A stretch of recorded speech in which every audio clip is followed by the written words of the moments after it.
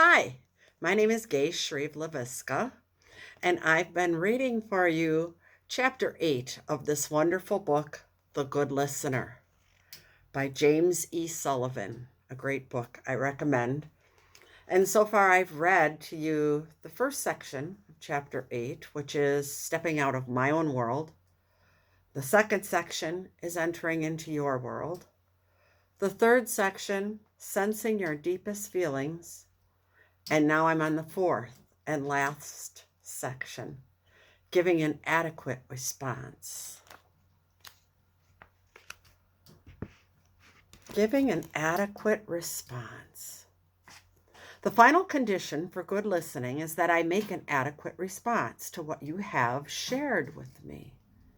This final step is essential. When you're hurting, you need a warm, caring response to show you that I understand and care. It is not sufficient that I understand internally. That doesn't touch you unless I show it to you in a clear and adequate way.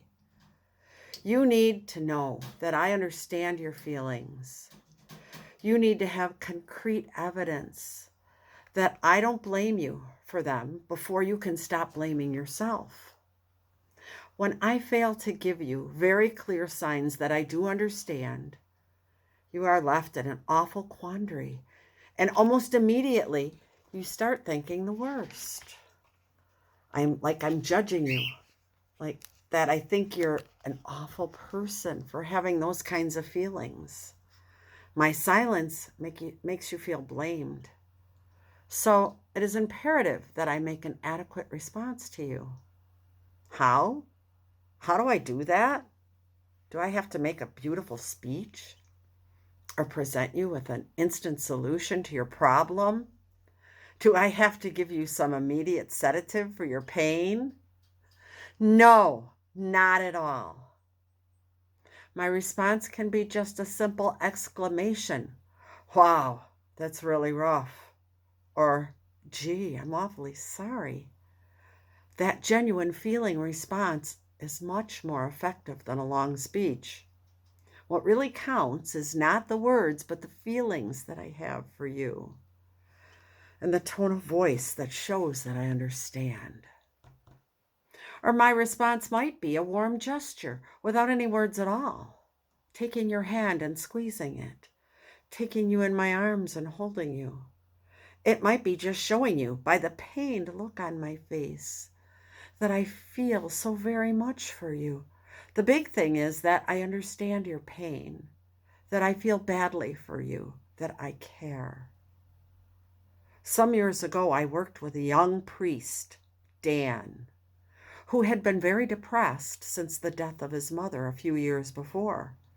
What made it harder for him was that his dad remarried and the young priest just couldn't take to the second wife. As a result, he went home much less often. This hurt his dad a great deal.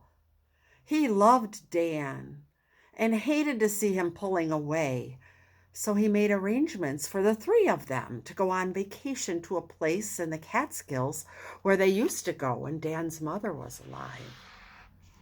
Dan dreaded going back there, especially with his stepmother. But he appreciated how much his dad was trying to do to keep their old closeness, so he agreed to go.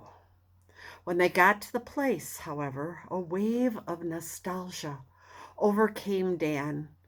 He excused himself and went to the cottage that they used to rent with his mother when she was alive, and he sat down on the steps with his head in his hands.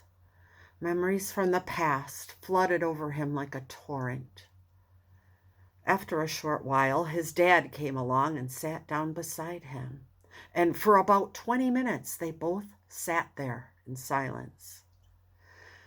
Then his dad put his arm around his shoulder and he said, Dan, I know how you feel. I know. I loved her too. And they both sat there and cried unashamedly. That's listening. That man could have said many hurtful things to his son if he had stayed in his own world.